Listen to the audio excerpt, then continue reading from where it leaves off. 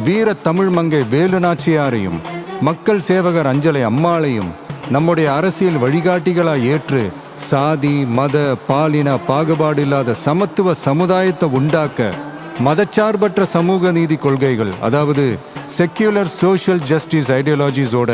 நம்ம தமிழக வெற்றி கழகத்தின் வழியா உங்களுக்காக உழைக்கணும்னு நான் வரேன்.